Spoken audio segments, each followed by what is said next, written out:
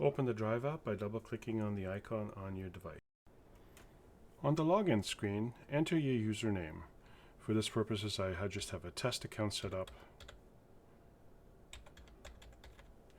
The next thing that you'll have to do is click on the options, and you only have to do this the first time that you log in. Click on options and put in the database name GIP. We're currently in the process of changing it, so this should be active by the time you get to test this. Click on next, and now enter your password.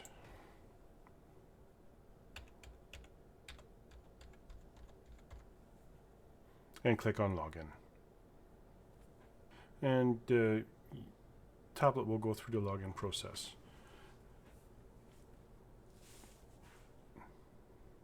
The system will always find the vehicle that you're closest to first, and in this case it is this particular vehicle that's closest to me.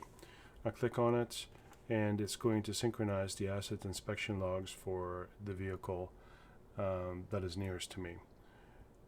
Because I'm using the app for demonstration purposes, a lot of these processes are a lot slower than they would be on your phone.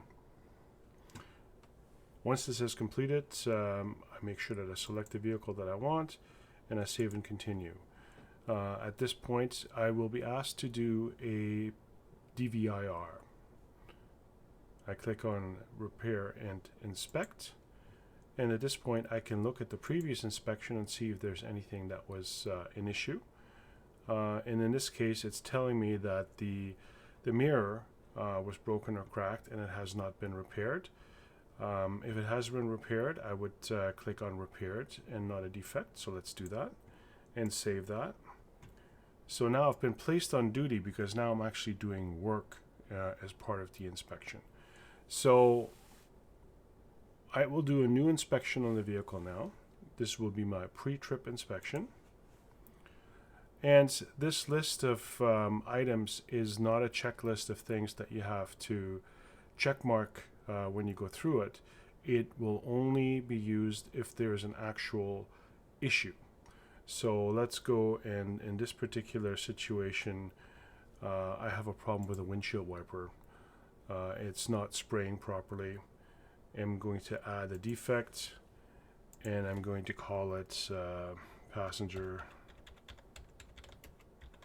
side not spraying.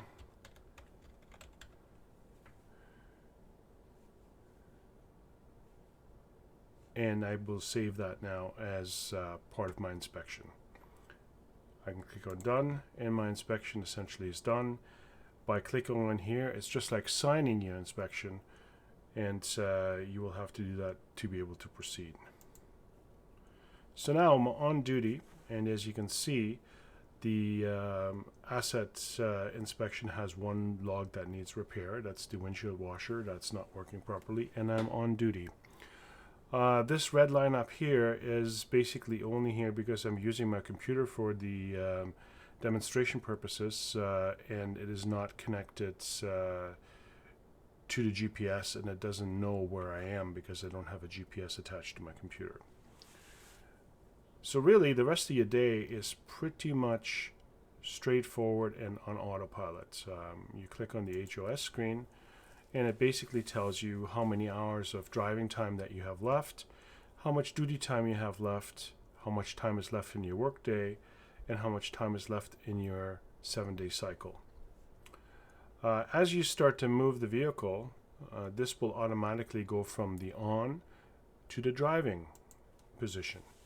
And now that you're driving, as long as you're driving the vehicle, it will remain there. If you stop at a stoplight, it will remain in the driving position, and the only time that it will automatically move back to the on position is if your vehicle stops for more than 5 minutes, and at which time you will get the 5 minutes of driving time calculated back.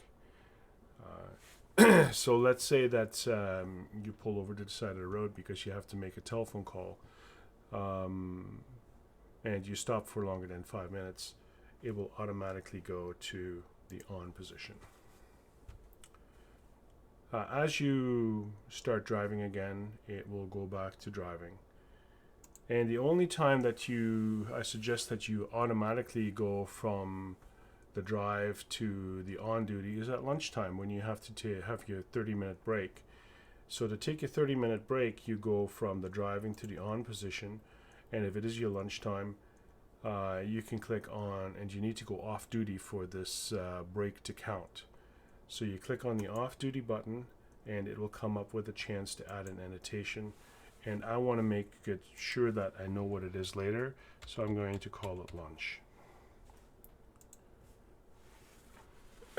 Now I'm off duty, and I basically have to remain off duty for a minimum of 30 minutes for this break to count.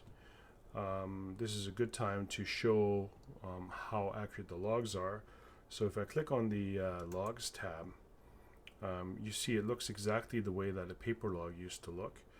And it tells you all the things that you've done. So it shows you that I annotated and went off duty for lunch at this particular time. It shows you when I did the pre-trip inspection. So my lunch is over, and I want to go back on duty, so I have to manually go from off duty to on duty. Now, if the time period is less than 30 minutes, the system will warn you that you have not completed your mandatory break of 30 minutes, and it will not count if you go back on duty. So this is what that looks like. I click on, and here it says, you know, your minimum break time is 30 minutes. Would you still like to change the status? So if you're at 27.5 minutes, obviously you don't want your break not to count, so you click on no, and just wait another 2.5 minutes. Once the other 2.5 minutes gone by, you can go back on duty. Obviously it's going to show me this again, but I'm just going to ignore it, and I'm going to go back on duty. So my break did not count. I'm going to continue driving, and I'm going to go about my day. So as I'm driving, it automatically switches to drive, and I just continue on. And at some point in the afternoon, I run across an inspection station that I have to pull into, and the inspector would like me to provide my logs.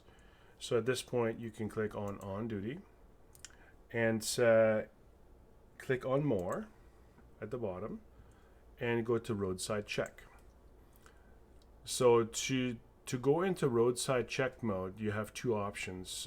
You can enter a 4-digit PIN, and what this does, it prevents the officer from looking at anything else on your device.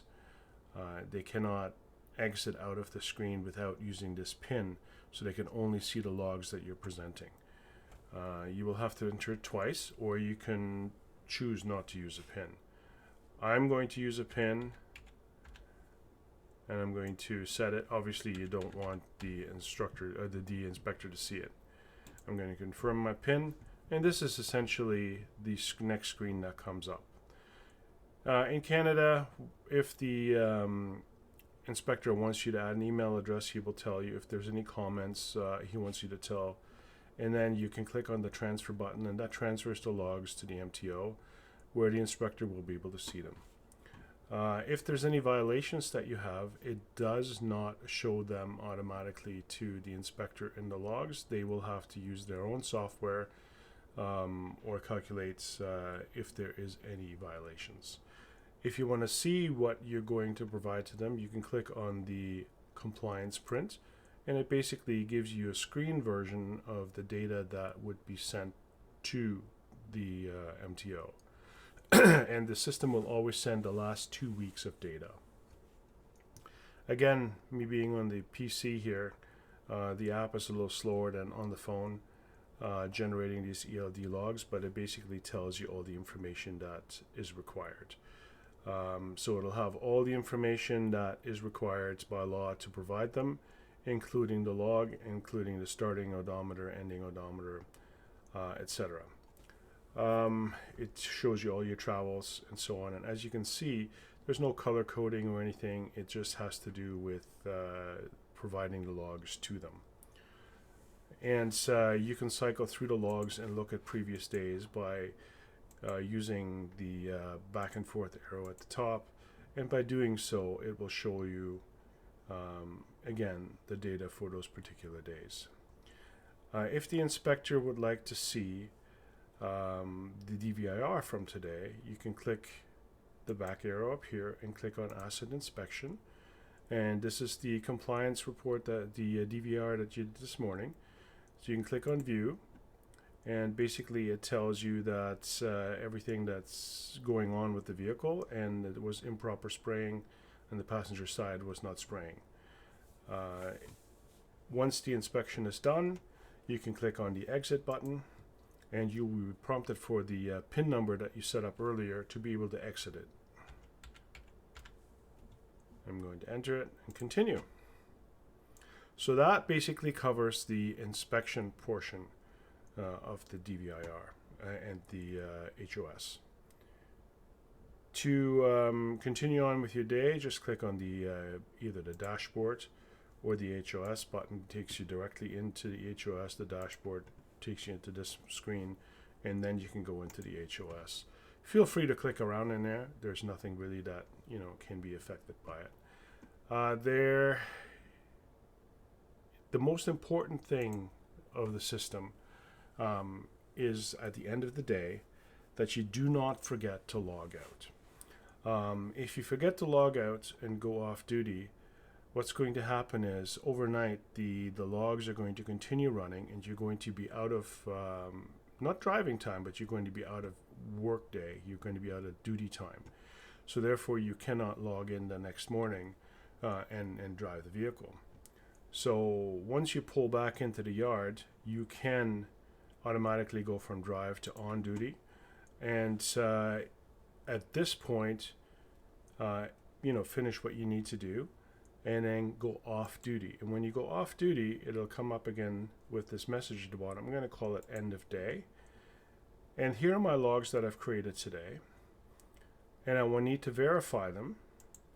And once I verify them, I hereby certify that my data entries and records of status and everything's done is in compliance. This is just like signing a log.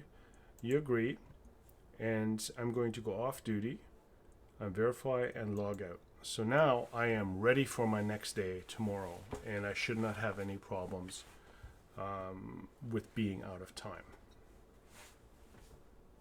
That essentially completes a workday.